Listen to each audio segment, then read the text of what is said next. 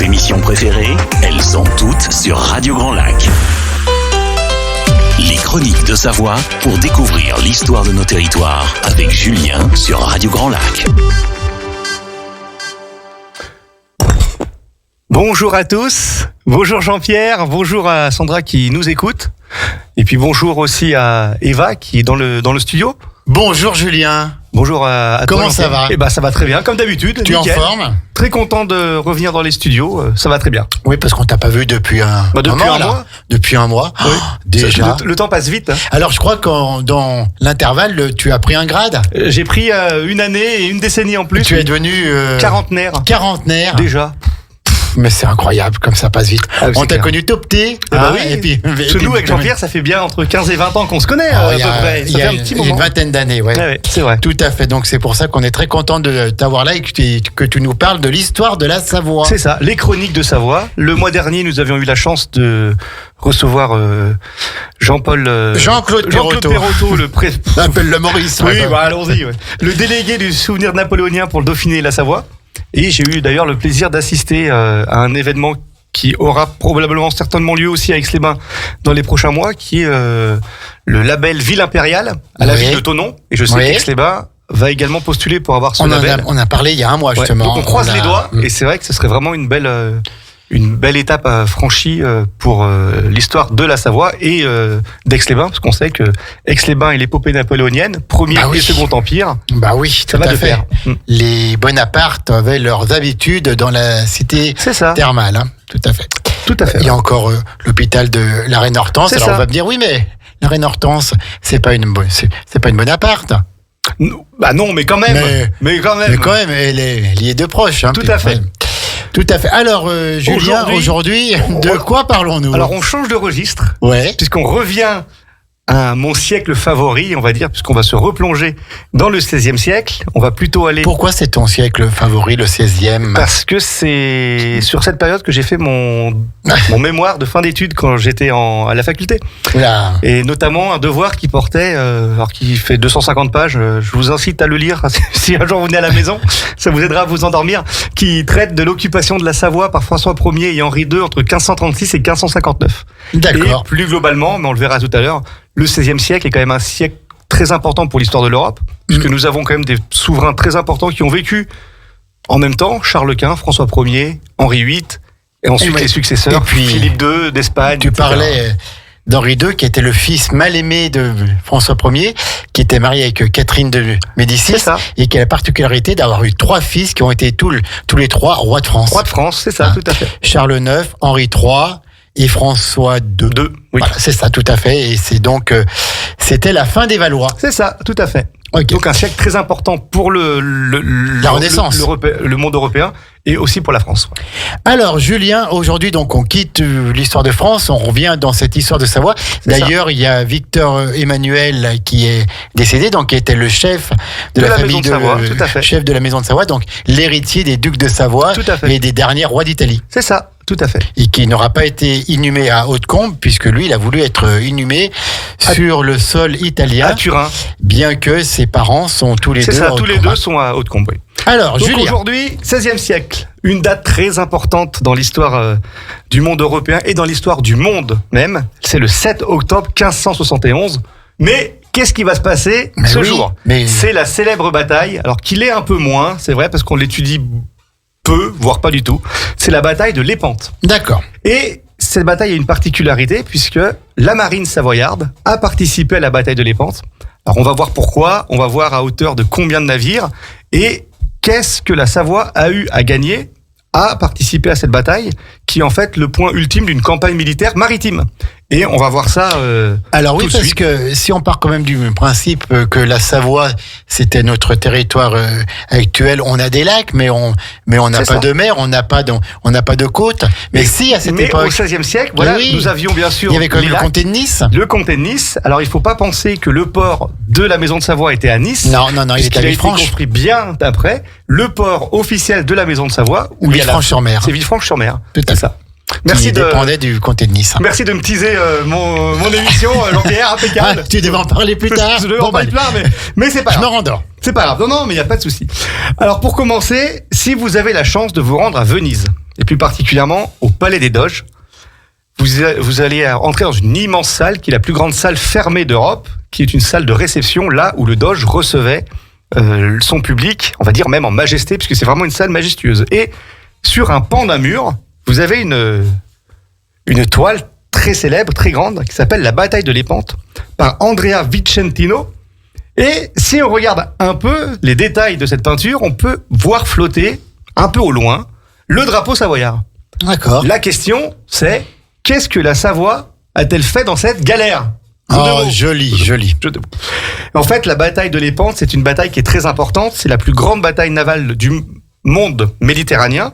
Si on doit en retenir que deux, faut retenir Lépante le 7 octobre 1571 et la deuxième, bien plus lointaine, c'est la bataille d'Actium qui a été un engagement maritime entre les troupes de Cléopâtre et de Marc-Antoine d'un côté contre les troupes du futur Auguste de l'autre. Voilà. Tout à fait. Donc, des batailles navales. Rome contre l'Égypte, pour faire simple. Alors, vous allez me dire, oui, mais la bataille de Trafalgar. Alors, déjà, c'est une défaite. Alors, on va pas trop en parler. Donc, on va pas trop en parler. Elle ne fait pas trop partie du monde méditerranéen parce qu'on est vraiment à la jonction entre l'Atlantique et la Méditerranée. Donc, on met de côté. Pour vous rendre compte un peu des proportions de cette bataille de Lépante, on a affaire à 400 navires entre les troupes chrétiennes et les troupes ottomanes. Si vous alignez, c'était déjà une guerre de religion, alors. Quasiment, c'est ça, on va tout à fait. Ça, hein. Et si vous mettez tous les navires, que vous les alignez les uns à la suite des autres, ben vous arrivez quand même à une chaîne de 14 km de long. C'est pour vous dire un peu l'énormité du combat. Bref, pour revenir à la bataille de Lépante, on va essayer de voir pourquoi la Savoie est entrée en guerre dans cet affrontement qui est en fait un affrontement entre deux civilisations, à savoir la civilisation chrétienne et l'Empire ottoman. Alors, bien sûr, vous le savez, si vous êtes des fidèles, vous savez que j'aime bien, avant de commencer, dresser un peu le cadre et essayer de voir d'où on part. Voilà, ça j'aime bien. Et si on prend l'Europe au XVIe siècle, alors en fait, on a une chrétienté qui est divisée contre un empire ottoman qui, lui, est beaucoup plus homogène. Pourquoi divisé ? Puisque vous avez une multitude d'États très importants, très forts à l'époque. Donc, bien sûr, le royaume de France, bien sûr, le royaume d'Espagne de Philippe II. Vous avez également une superpuissance méditerranéenne qui est Venise, qui est dirigée à l'époque par le doge Alvise Ier Mocenigo. Alors, la Sérénissime. La Sérénissime, tout à fait. Et vous avez également un État très fort, très puissant, qui est les États représentés par le pape Pie V, ce sont les États pontificaux. Il y avait un peu une guerre entre Gênes et Venise par rapport au contrôle des mers. Hein. C'est pour ça que je parle de monde chrétien divisé, voilà. Parce que tout ce petit monde n'arrive pas à s'entendre. Pourquoi ? Puisque ce monde méditerranéen est l'objet de grandes convoitises. Et il y a, face à cette chrétienté divisée, un monde ottoman qui est hyper puissant, qui prend bien sûr l'actuelle Turquie, les côtes nord de la Méditerranée, également la Grèce actuelle, toute la partie de l'ex-Yougoslavie. Donc c'est vraiment un État très fort qui est dirigé par un chef, un sultan qui s'appelle Selim II. On entend souvent les noms Selim. Le XVIe siècle, pour l'Empire ottoman, c'est le siècle de Soliman le Magnifique. Oui, vous voyez ? tout à fait, oui. Voilà. Et donc quand on parle de monde chrétien divisé, il est également en guerre quasiment perpétuelle contre cet empire ottoman qui, lui, a la volonté de pénétrer beaucoup plus en Occident. Ces tentatives, elles ont été vaines, puisque nous l'avons vu quand nous avons parlé, alors on est quelques siècles plus tard, mais du prince Eugène de Savoie, donc on sait que l'empire ottoman n'aura jamais réussi à parvenir jusqu'à Vienne, qui est vraiment la porte d'entrée de l'Occident. Et au sud, dans le monde méditerranéen, on en a parlé. Vous pourrez d'ailleurs écouter l'émission en podcast si vous le souhaitez, puisqu'en 1565, les Ottomans veulent prendre une île, qui est l'État de Malte, qui était à l'époque dirigé par les chevaliers de Malte, et pour permettre ensuite aux Ottomans de partir vers l'Italie depuis la Sicile, Malte, Sicile, et ensuite remonter en Italie. Et on l'a vu, ces 3 mois de siège se sont très mal déroulés pour les Ottomans, malgré une immense supériorité numérique, et il y a une tentative qui échoue de prendre pied en Méditerranée. Bien sûr, pour toutes les guerres, il y a un déclencheur. Et en fait, ce déclencheur, c'est ce qu'on appelle la guerre vénéto-ottomane. Vénéto, bien sûr, Venise, et ottomane pour l'Empire ottoman, avec, une bataille qui s'appelle le siège de Famagouste, qui s'est déroulé à l'été 1570. Et cette ville de Famagouste, qui est à Chypre, elle est assiégée et elle met en péril le commerce vénitien dans l'est de la Méditerranée. bien sûr, il faut contrer cette expansion ottomane. Et la chrétienté, elle répond à un appel. C'est l'appel du pape Pie V pour créer une alliance offensive contre l'empire ottoman de Sélim II, qui est le successeur de Soliman le Magnifique. Donc on peut dire que c'est un peu une croisade qui n'en porte pas le nom, puisqu'on a vraiment des États chrétiens qui vont se coaliser contre l'empire ottoman. Donc le pape va faire appel à tous les pays chrétiens volontaires pour faire partie de cette alliance. Cette alliance, elle s'appelle la Sainte Ligue, et elle a été créée le 25 mai 1571.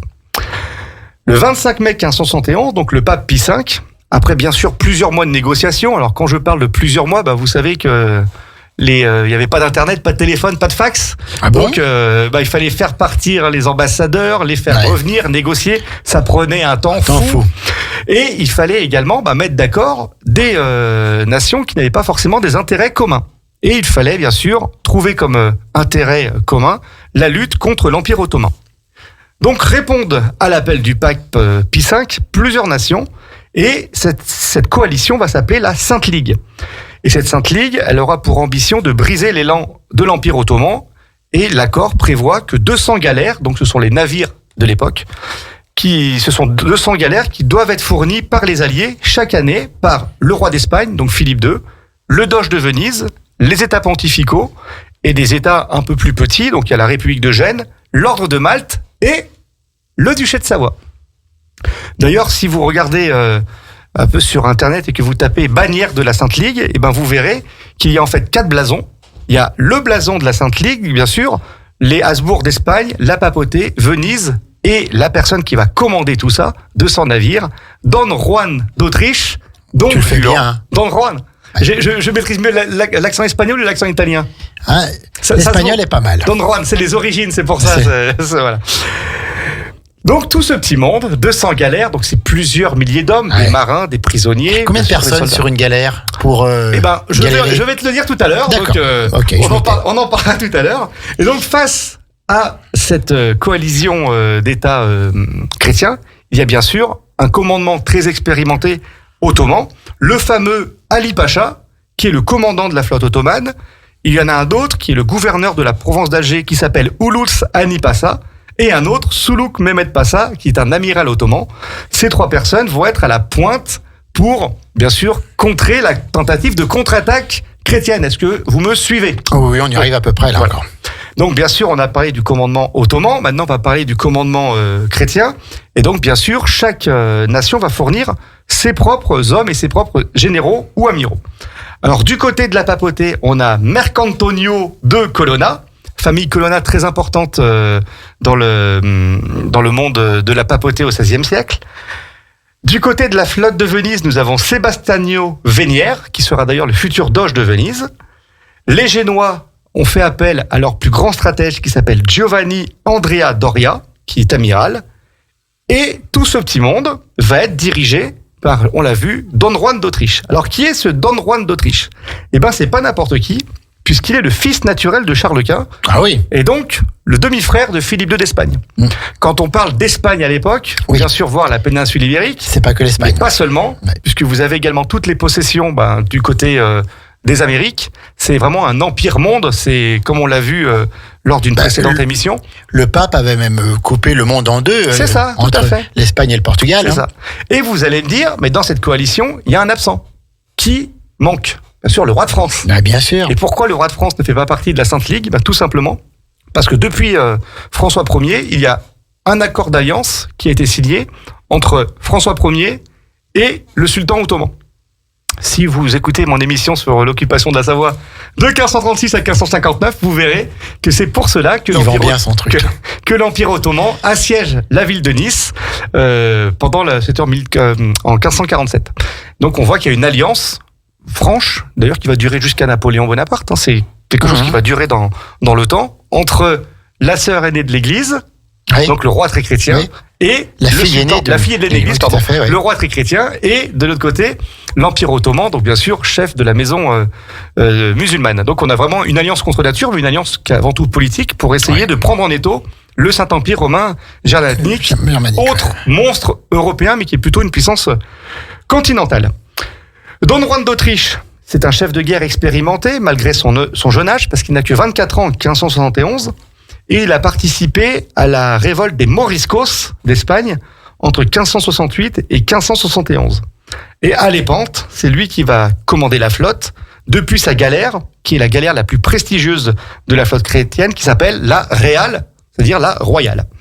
Et donc, bien sûr, pour la protection divine de son armée, il reçoit du pape une relique sacrée qui est en fait un morceau de la Sainte Croix du Christ.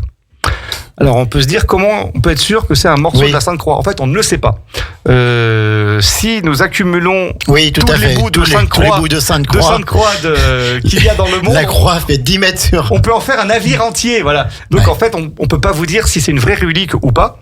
La Sainte Croix a vraiment existé, mais est-ce que c'est un bout de la vraie Sainte Croix ? On ne le sait pas. Est-ce qu'on va faire notre première pause musicale ? On peut faire une pause musicale à 13h18 et de parler du commandement savoyard. On y va tout de suite, on fait la pause musicale, on est dans les Chroniques de Savoie avec Julien. À Aix-les-Bains, à Chambéry et bien plus encore, Radio Grand Lac vous accompagne sur le 92.1 FM. Les Chroniques de Savoie pour découvrir l'histoire de nos territoires avec Julien sur Radio Grand Lac.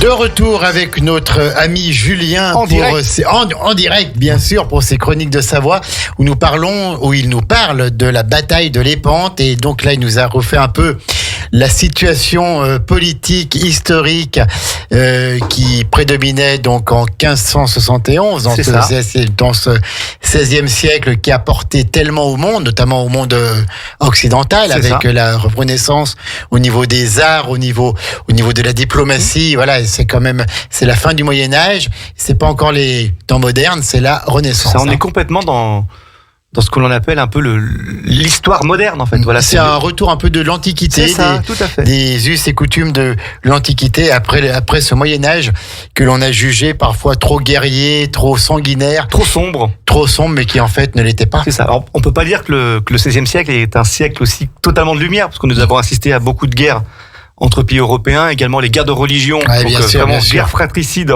au sein du Royaume de France. Et là, bien sûr, on va parler de la bataille de Lépante et de l'affrontement entre la chrétienté et l'Empire ottoman. Voilà, mais c'est vrai que par rapport à des âges considérés un peu plus comme, entre guillemets, obscurs, la période du XVIe siècle. Primaire, quoi. Voilà. La période du XVIe siècle, c'est l'émergence de la Renaissance, les grands artistes, François Ier, etc., quoi. Voilà. Tout à fait. Léonard de Vinci. Tout à fait. Allez, on y va. On retourne dans les Chroniques de Savoie, dans cette histoire de nos pays de Savoie que l'on connaît, hélas, trop peu. C'est ça. Julien. Donc, le but de la Sainte Ligue étant de reprendre Chypre suite au siège de Famaguste. Donc, assiégé par les Ottomans. Donc, le duc de Savoie, il se sent particulièrement concerné, voire même investi. Alors pourquoi cela ? Puisque quand on voit la Savoie et Chypre, on peut se dire il n'y a pas grand-chose en commun. Mais en fait, l'île de Chypre était l'objet d'une querelle entre la Savoie et Venise. Depuis, si on remonte quelques siècles en arrière, le mariage d'Anne de Lusignan, dite Anne de Chypre, qui est la fille du roi Janus de Chypre, avec le duc de Savoie, Louis Ier, en 1433. Donc, le duc de Savoie, par ce mariage, peut légitimement revendiquer des droits sur Chypre. Emmanuel Philibert, qui est le duc à l'époque de Savoie, qui est un grand duc, bien sûr, c'est l'un des plus grands qu'on ait eu, voulut aussi faire reconnaître des droits sur l'île en participant à l'Alliance chrétienne. En gros, je participe à l'Alliance chrétienne et en échange, je revendique les droits sur l'île de Chypre. Et d'ailleurs, signe de la revendication savoyarde sur Chypre, le titre, quelques années plus tard, auto-octroyé de roi de Chypre par un édit du duc Victor-Emmanuel Ier en 1632. Donc il sera duc de Savoie et roi de Chypre. Vu que c'est lui qui se donne le titre, on n'est jamais aussi bien servi que par soi-même. Avant la pause musicale, nous avions parlé des commandants. Je vous avais dit qu'il y avait un commandant en chef, donc Don Juan d'Autriche, aidé par des amiraux, donc de la papauté, de Venise, de Gênes, et la Savoie va également mettre à disposition des galères et donc un amiral. Et il s'agit de André Provana de Leigny, qui est né en 1520 dans le Piémont, donc on ne peut pas faire plus savoyard à l'époque. André Provana de Leigny reçoit une éducation militaire et il sert le duc Emmanuel Philibert de Savoie, c'est un très proche, qui est exilé, puisque le duché de Savoie est occupé par les armées françaises à l'époque, et il va servir, bien sûr, il va servir le maître de Emmanuel Philibert, c'est-à-dire Charles Quint. Il va participer aux côtés de Charles Quint et d'Emmanuel Philibert à de nombreuses batailles, donc Muelberg en 1547, Hedin et Bapaume en 1553. Il est nommé capitaine général des galères en 1553 et il est à ce titre chargé de la défense de la façade sud des États de Savoie, donc Nice et Villefranche. Donc, capitaine général des galères, est-ce que c'est un peu le chef d'état-major de la marine C'est amiral, voilà, c'est ça, tout à fait. En 1565, il va participer à briser le siège de Malte. Ah, c'était l'objet d'une des précédentes émissions que vous pourrez écouter en podcast. Et il avait participé à briser le siège de Malte à la tête de 4 galères. En 1571... On sait toujours pas le nombre de personnes qu'il y a sur une galère. Alors, on va voir tout à l'heure, ne t'inquiète pas. Il prend le commandement des 3 galères qui vont participer à la bataille de l'Épante. Ce sont 3 galères savoyardes. Et ces galères, c'est la Capitane, qui est neuve, la Piémontaise et la Margherita. Rien à voir avec la pizza. Voilà. Comme tu l'as dit tout à l'heure, on a parlé du port de la Savoie. Donc, il y a vraiment une confusion qui est faite avec Nice. Mais attention... À l'époque, le port officiel, c'est Villefranche-sur-Mer, et ce depuis le rattachement du comté de Nice à la Savoie en 1388. Et Villefranche, c'est en fait la seule porte maritime du duché jusqu'à la construction de Nice, qui va dater, du port de Nice au XVIIIe siècle. Donc, pour protéger le port des incursions ennemies, et notamment des raids barbaresques, une importante campagne de fortification est entreprise pour protéger Villefranche-sur-Mer, et donc entre 1554 alors on va dire et 1567 avec bien sûr quelques interruptions, la citadelle Saint-Elme est construite sous le commandement de André Provana de Leni. Donc on voit vraiment une proximité et une confiance entre Provana de Leni et le duc de Savoie. Et bien sûr, aidé par un architecte qui s'appelle Gian Maria Olgiati, qui était le principal architecte de Charles Quint. Et un ingénieur qui s'appelle Benedetto Alla. Mais c'est vrai qu'avec l'accent italien, j'ai un peu plus de mal. Tout à fait. On va me dire également, oui, mais la Savoie, c'est pas vraiment une nation connue pour ses actes et son histoire maritime. Eh ben, que nenni, puisque une flotte savoyarde existait déjà dès le XIIIe siècle, avec la décision du comte Amédée V de construire une galère. Alors c'est sur le lac Léman. En 1287. Et d'ailleurs, ces constructeurs qui ont construit la seule galère savoyarde sur le lac Léman, pourquoi ? Parce qu'il fallait protéger et surveiller le trafic commercial entre la rive sud et la rive nord du lac Léman, qui appartenait à l'époque à la Savoie, et éviter ce qu'on appelle les contrebandes. Puisque bien sûr, chaque marchandise faisait l'objet de taxes. Et certains voulaient passer à travers, et il fallait faire une flotte, on va dire, fluviale. Et donc, une galère est construite déjà à la fin du XIIIe siècle. Les constructeurs, ils provenaient de Gênes et de la région qu'on appelle la Ligurie. Et cette flotte, elle va subsister jusqu'en 1536. Et l'incursion suisse dans Lausanne, puis Genève, et la fin de la domination savoyarde dans ce qu'on appelle un peu les cantons genevois et de la Suisse, qui était à l'époque savoyarde. Donc jusqu'en 1536. Carouge. Voilà, c'est ça. Jusqu'en 1536, il y avait une flotte lacustre qui existait. Et donc, bien sûr, la Savoie, maintenant, se déportant un peu plus vers le sud avec le comté de Nice, il fallait faire une flotte digne de ce nom. Et donc, avec la création de navires qu'on appelait les galères. Alors, la galère, c'est vraiment la reine des mers à l'époque. Au XVIe siècle, c'est vraiment le navire le plus répandu dans le monde méditerranéen. C'est un bateau à voile et à rame. Et il est utilisé pour le trafic marchand, mais aussi pour les combats navals, qui se pratiquent avant tout par une tactique qu'on appelle l'abordage. C'est très célèbre. Oui, en fait, il n'y a pas très peu de canons à l'époque. C'est pas avec des flèches que l'on va couler un navire. Donc, on pratique l'abordage. Alors, il y a la galère. À l'abordage. La galère, c'est le même principe que la galère sous l'Antiquité.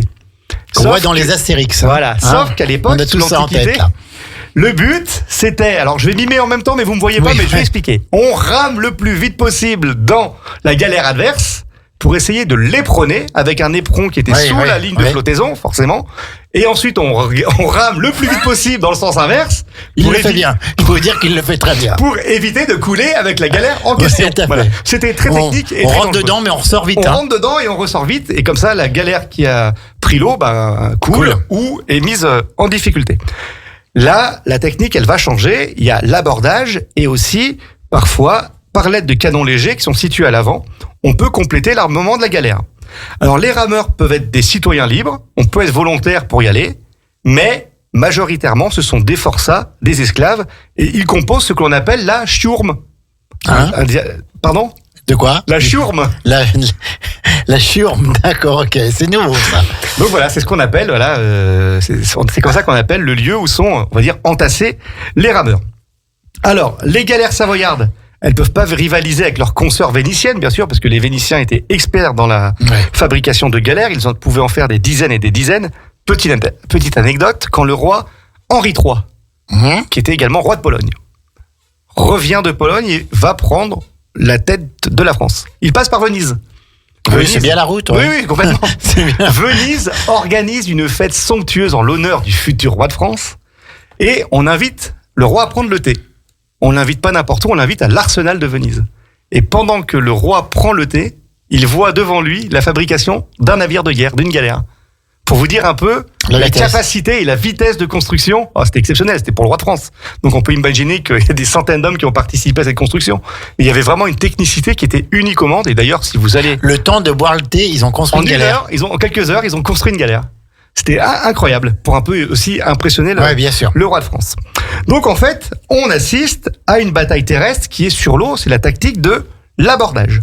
J'ai parlé de la galère vénitienne, mais la galère savoyarde, les galères savoyardes étaient moins nombreuses, donc on va dire qu'elles étaient faites avec plus de soin, c'était pas un travail à la chaîne, et on dit que les galères savoyardes tenaient mieux la mer sur les longs trajets, notamment grâce à des voiles qui étaient en toile, et ces voiles, elles ne retenaient pas l'eau. Parce que, parce qu'habituellement, les voiles, elles retenaient l'eau et forcément c'était moins pratique, ça alourdissait le bateau et les galères savoyardes étaient un peu mieux conçues que les galères. C'est l'artisanal. Voilà, c'est ça. C'est pas la main, mais bon. Fait main, fait maison. Made in Savoie. Pour faire plaisir à Jean-Pierre, on va répondre à la fameuse question. Combien il y a d'hommes sur une galère? Une galère, elle est longue de 35 mètres. On embarque un peu moins de 300 hommes. Donc vous voyez, c'est avec une bonne densité, 300 hommes sur 35 mètres.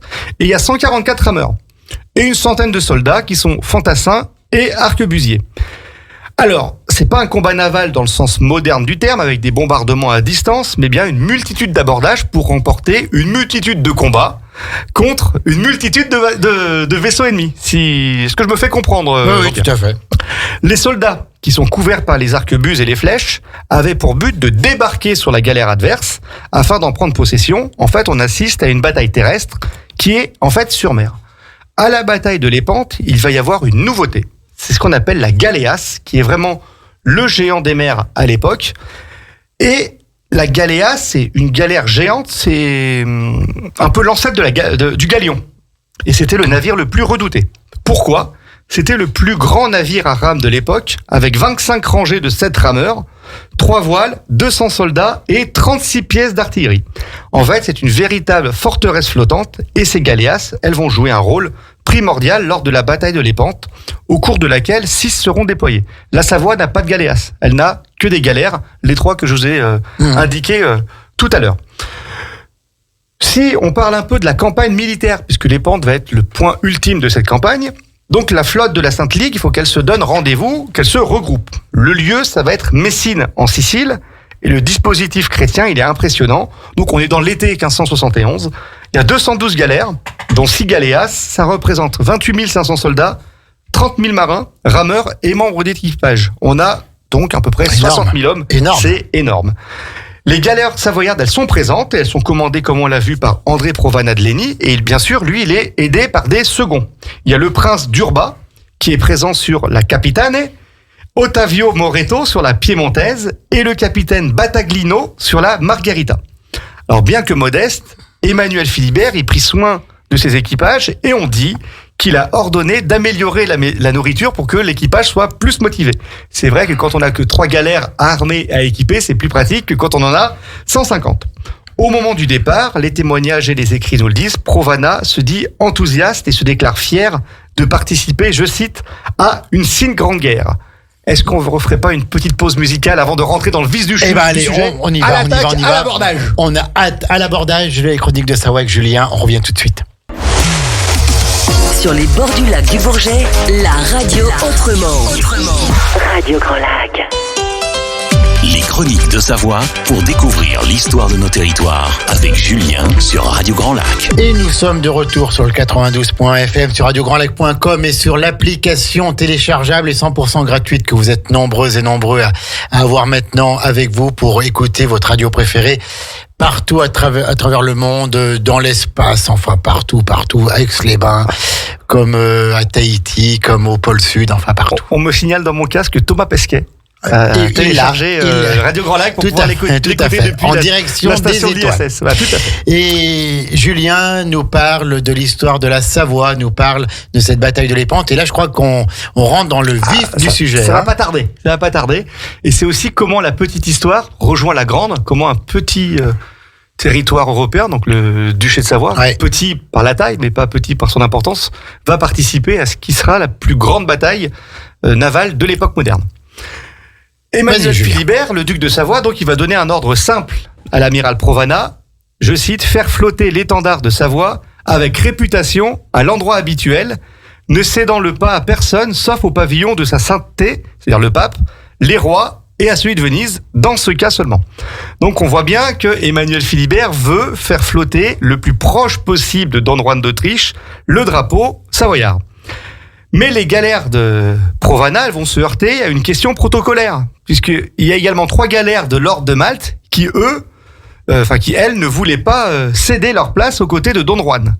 Donc on assiste un peu à une querelle diplomatique en pleine mer, qui, de la Savoie ou de l'ordre de Malte, va être le plus proche de Don Juan d'Autriche. Le Provana menace de quitter la coalition, mais le commandant Don Juan va trancher en faveur de la Savoie, puisque le duc, dans l'ordre protocolaire, est plus important que le grand maître de l'ordre des chevaliers de Malte. Nous sommes le 6 octobre 1571. L'affrontement approche. Alors bien sûr, quand je vous parle de bataille de l'Épante, il faut que je vous localise un peu les lieux. On est en fait dans la Grèce, côté, on va dire, ouest de la Grèce. Et bien sûr, il faut avant tout localiser la flanque ottomane, avec des navires qui sont plutôt légers et rapides. Ce sont des navires de reconnaissance, et ils sont envoyés en avant, comme des éclaireurs en fait, et ils reviennent quelques heures après, en étant formels. La flotte turque est rassemblée dans son intégralité en Grèce, dans ce qu'on appelle le golfe de Patras. Patatrac pour la flotte ottomane, ils sont repérés. Alors les Ottomans, ils ont une supériorité numérique qui est très très importante. 251 navires, 206 galères, 45 navires plus légers qu'on appelle des galiotes, le tout 34 000 soldats. Mais le rapport de force, qui est numériquement à l'avantage des Ottomans, il est plutôt à l'avantage de la Sainte Ligue au niveau de l'artillerie, puisque, on l'a vu, les galères chrétiennes comportent au moins un canon à l'avant, plus les galéas qui en comportent 36, et ben vous additionnez plus les petites pièces d'artillerie, etc. On arrive à 1815 canons pour la flotte chrétienne, contre seulement 750 pour les Turcs. Côté ottoman, on préfère mettre en avant des archers, alors que du côté chrétien, on met plutôt en première ligne pour défendre les galères des arquebusiers. Alors, ça va plus loin, non ? Ça va plus loin, c'est plus puissant, par contre c'est beaucoup moins rapide à recharger. Les Turcs, en fait, ils n'ont pas d'échappatoire puisqu'ils sont enfermés dans le golfe de Patras, et donc, s'ils veulent s'échapper, ils n'ont pas le choix, ils doivent, affronter la flotte chrétienne. Donc le combat est inévitable. Il y a un plan de bataille, des préparatifs qui se font. Donc Don Juan, il divise la flotte chrétienne sur 3 axes. À gauche, donc au nord, le Vénitien Sebastiano Venière, il prend le commandement. Au centre, bien sûr, la place la plus importante, Don Juan d'Autriche et les principaux commandants, ils sont présents au centre, dont la capitane, le principal navire savoyard, avec Provana de Leni. Et à droite, on a Giovanni Andrea Doria, alors qui connaît un peu plus de difficultés à se mettre en place, certainement en raison des vents et des courants marins. Mais c'est là que l'on va voir la Piémontaise et la Margherita. Et 4 des 6 galéas chrétiennes, elles sont en avant, dans le but de briser les premières lignes ennemies par un bombardement préalable, puisqu'on sait qu'ils ont plusieurs dizaines de canons sur chaque galéas. Côté ottoman, le dispositif il est similaire, donc inversé. Le flanc droit, le flanc droit chrétien fait face au flanc gauche ottoman, et le flanc gauche chrétien fait face au flanc droit ottoman. En fait, il y a juste le flanc central qui fait face au flanc central ottoman. Vous m'avez compris. Le dispositif, il est similaire. Les réserves turques, par contre, sont beaucoup plus importantes. Nous sommes le 7 octobre 1571. L'affrontement approche. Et avant que les navires se mettent en ordre de bataille, on brise les chaînes des prisonniers chrétiens afin de les appeler au combat en échange de la liberté. En fait, Ali Pacha, de l'autre côté, fait de même. Il fait la même promesse aux esclaves musulmans. On donne des rations de nourriture supplémentaires et une gamelle de vin aux rameurs, bien sûr, pour leur donner un peu de courage. Oui, bien sûr. Voilà. Les soldats, ils se massent sur les ponts, les canons sont chargés, il est midi, le combat est imminent. La galère d'Ali Pacha, donc la principale galère, tire un coup de canon. La réale de Don Juan répond également par un coup de canon. La bataille peut commencer, c'est en fait le signal. Tout le monde peut se mettre en ordre de marche. Voilà. Le début des combats. Alors, la bataille, elle débute par un intensif tir d'artillerie qu'on peut appeler un tir de barrage. Et naturellement, du fait de la supériorité numérique de l'artillerie, l'avantage revient logiquement aux chrétiens qui sont beaucoup mieux armés. Les Ottomans, eux, rencontrent des problèmes de réglage. Alors, les premiers tirs, ils étaient trop courts. Donc, on règle le tir. Deuxième tir, ils sont trop éloignés. Non. Et pourquoi est-ce qu'ils ont des problèmes de réglage ? Puisqu'ils sont sous le feu nourri des galéas qui provoquent, dans les premiers temps, des dégâts irréparables. Les galères de Savoie, elles possèdent une importante puissance de feu, puisque chaque galère comportait des soldats, et chaque soldat avait 2 arquebuses à 50 coups. Et ces arquebuses étaient rechargées par un rameur qui lui était attitré. C'est-à-dire que vous avez un soldat, il tire un coup d'arquebuse, il la donne à un rameur, il tire un deuxième coup d'arquebuse, il donne au rameur. Pendant qu'il tire le deuxième coup, le rameur a théoriquement rechargé la première arquebuse, etc., etc. C'est aussi l'avantage d'avoir une petite flotte bien armée, bien équipée. Mais, je vous l'ai dit, la principale spécificité des batailles navales à l'époque était la technique de l'abordage. Donc, comment ça se passe ? En fait, vous avez chacune des galères qui trouve une cible. Généralement, la cible qui est en face. Pour réussir l'abordage, il faut immobiliser la galère ennemie en brisant les rames, les promener si possible, alors là, au-dessus de la ligne de flottaison, et pas en dessous, pour éviter de couler avec. Et ensuite, on abaisse des planches de bois et on ordonne l'assaut par de l'infanterie. Alors, l'aile gauche chrétienne, c'est la première à connaître le choc. Alors, les Ottomans, ils sont complètement acculés et ils sont forcés de faire échouer leur navire pour en fait s'enfuir sur terre, puisque l'aile gauche chrétienne qui fait face à l'aile droite ottomane est en fait à proximité du rivage. Alors en fait, les Ottomans qui arrivent à s'évader, ils sont tous massacrés, puisque en face vous avez des Grecs qui sont très hostiles à la présence ottomane, qui attendent de pied ferme les Ottomans et qui les massacrent sur la plage. Au centre, la réale de Don Juan, elle est aidée par les navires amiraux de la Papauté, de Venise et de la Savoie, et ils s'approchent de la galère d'Ali Pacha. Ils les prônent et ils arrivent, exploit, à envahir la galère de l'amiral ottoman. Par 2 fois, les Espagnols sont repoussés, parce qu'on peut imaginer qu'il y a à la défense de cette galère des troupes d'élite, ce sont les fameux janissaires, mais ils réussissent finalement à capturer Ali Pacha, qui a eu la tête coupée. On met la tête sur un mât, c'est en fait le tournant de la bataille. Les Ottomans se retrouvent sans commandant. Mais qui a participé plus particulièrement à la prise de cette galère ? Bien sûr, Don Juan d'Autriche, mais également André Provana de Leni, c'est-à-dire l'amiral savoyard avec ses soldats. C'est un grand fait d'armes et c'est quelque chose qui restera gravé dans l'histoire de cette bataille. Sur le flanc droit, c'est-à-dire au sud, l'issue de la bataille, il est plus incertain, parce que je vous avais dit qu'il y avait eu des difficultés pour se mettre en place. La flotte de Doria, le Génois, est trop éloignée et elle est en infériorité numérique.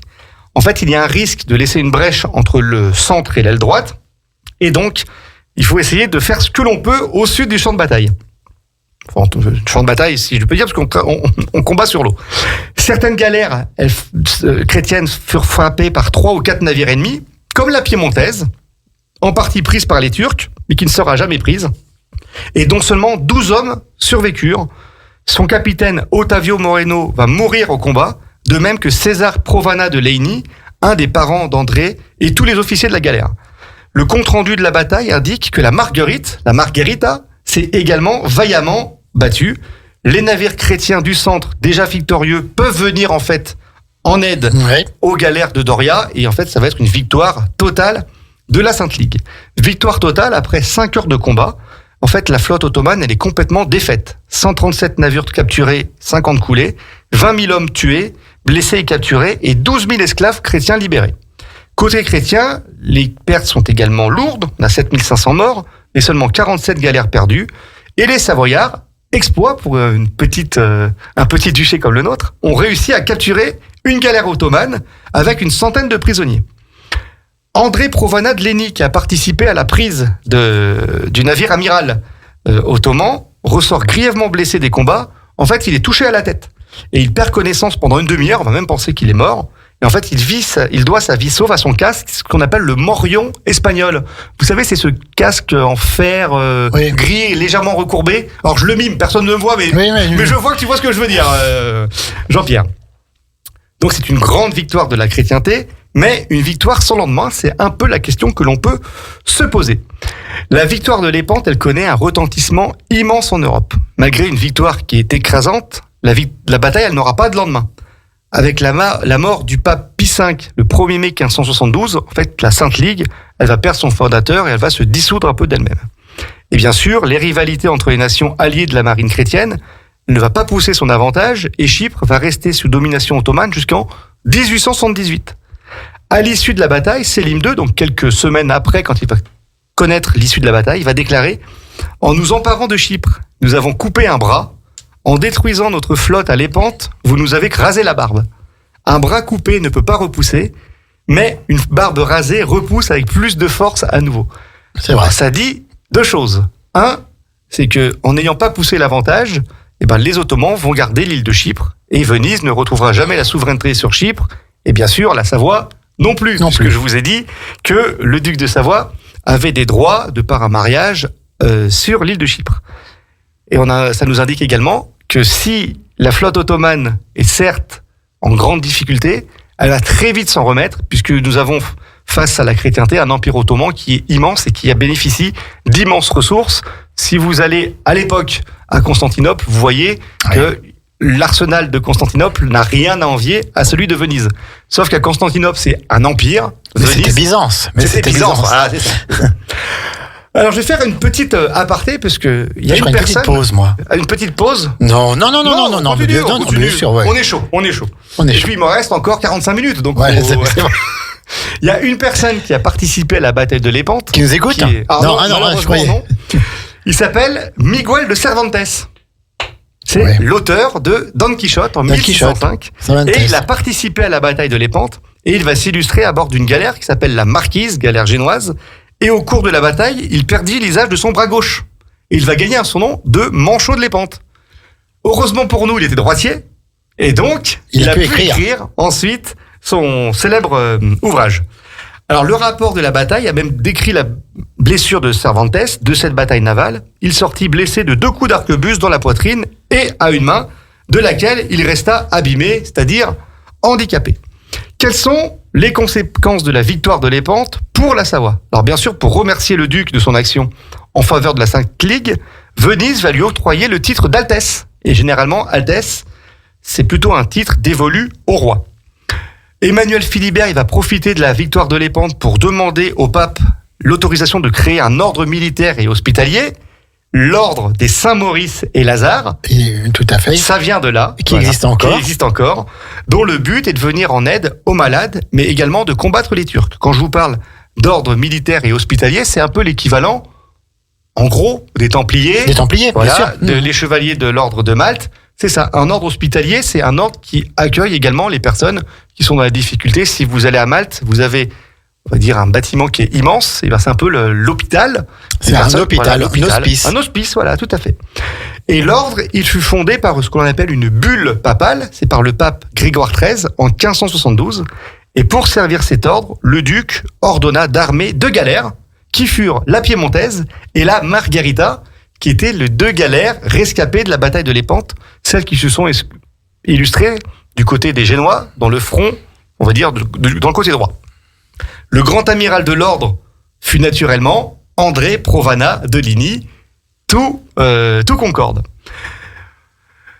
André Provana de Leni, comment a-t-il fini sa vie? Signe de l'engagement savoyard à Lépante, il y a 2 rues niçoises, en fait, ce sont les seules rues en France qui ont été dénommées en l'honneur de la bataille, qu'on appelle rue de Lépante, et une rue Provana de Leni, bien sûr, à Nice. Et André Provana de Leni, c'est le plus illustre représentant de cette famille. André Provana de Leni, il s'est éteint en 1592 à Nice, où sa dépouille fut déposée auprès de son épouse, ensuite à Villefranche-sur-Mer, puisque l'histoire est un éternel recommencement. Et pour rendre hommage à Provana, on dépose son corps dans le seul port de l'époque, c'est-à-dire le Villefranche-sur-Mer. Et aujourd'hui, si vous voulez voir la dépouille de André Provana de Leni, il est aujourd'hui à Frossasco, c'est dans la métropole de Turin. J'y suis jamais allé, mais maintenant il est du côté italien. Il y a un historien qui s'appelle Ercole Ricotti qui, au XIXe siècle, a décrit l'action d'André Provana de Leni dans ces termes. Il laisse la réputation d'avoir été, avec le recul en mer et sur terre, l'un des piliers de la monarchie restaurée du Piémont.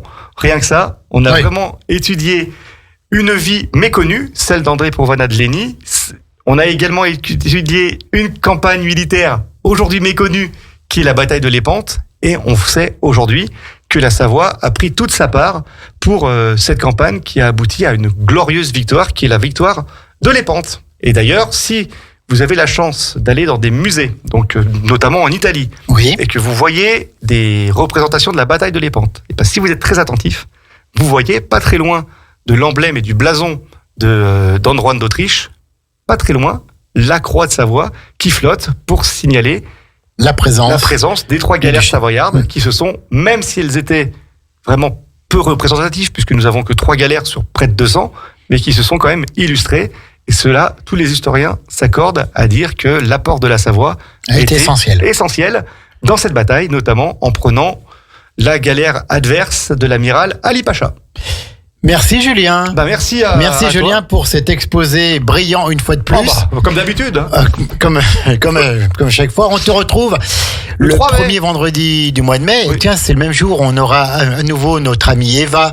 Elle, c'est à 12h05, 12h06 après le Flash Info pour de l'intuition à l'action. Voilà. Elle fait de la régie également. Elle fait tout. Elle fait beaucoup de choses. En fait, vous exploitez le personnel, en fait. On va arrêter. Donc, le 3 mai, tu vas nous parler de quoi ? Alors, on va parler, puisque nous entrons dans les commémorations du 80e anniversaire de la Libération, 1944-2024, et on va parler de la résistance en Savoie, et notamment les faits d'armes des pays de Savoie.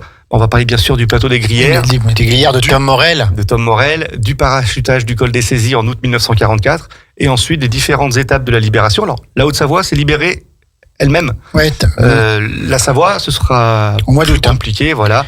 Et on va parler également de ma commune, Challes-les-Eaux, puisqu'elle a eu une importance particulière, puisque c'est décidé, au terme de Challes-les-Eaux, aujourd'hui malheureusement fermé, la décision de reconquête des cols alpins avec la venue du fameux général Valette d'Ozia qui a créé l'armée des Alpes. Et donc tout ça s'est fait en Savoie et dans ma ville. Donc on va en parler. Histoire très riche. On va parler des comités départementaux de libération. Nous allons parler des différents sabotages, malheureusement des représailles. Bien sûr. L'heure risque de passer très très vite puisque le sujet est malheureusement tragique, mais également très glorieux puisque la Savoie, les Savoies même, se sont illustrés pour la libération du pays de Savoie, mais également du pays tout entier. Merci Julien, il est 13h57 tout juste à l'horloge de Radio Grand Lac. On vous souhaite à toutes et à tous un bon après-midi. Maintenant, c'est la playlist musicale que vous aimez. On vous souhaite aussi un bon week-end ensoleillé. Pour ma part, je vous donne un rendez-vous particulier dimanche matin pour l'accordéon, c'est ma passion. Ce sera le 5e anniversaire. Et exceptionnellement, je ne vous retrouverai pas de 10h à 11h, mais de 9h à 11h. On va se faire 2 heures de direct en écoutant de l'accordéon. Ce sera 5 ans jour pour jour après le début de cette belle aventure. Bon anniversaire. Merci Julien. L'accordéon, c'est ma passion. Merci Julien. Toi, c'est bientôt tes 5 ans peut-être aussi. Moi, j'ai commencé, ça va faire 2 ans. Ah ouais, donc tu vois, donc dans 3 ans, pareil, tu nous feras 2 heures, tiens. Attends, non, ça va faire 3 ans. Ouais, ça va faire 3 ans. 3 ans, oui, c'est ça. Bon après-midi, vous êtes sur Radio Grand Lac 92 points. C'est votre radio de cœur, cette radio que vous aimez, et nous on vous aime aussi. Bon après-midi. Plongez dans le grand bain de la vie locale avec notre application 100% gratuite pour écouter votre radio préférée. Radio Grand Lac. Téléchargez-la dès maintenant et vivez l'expérience Radio Grand Lac où que vous soyez. Radio Grand Lac.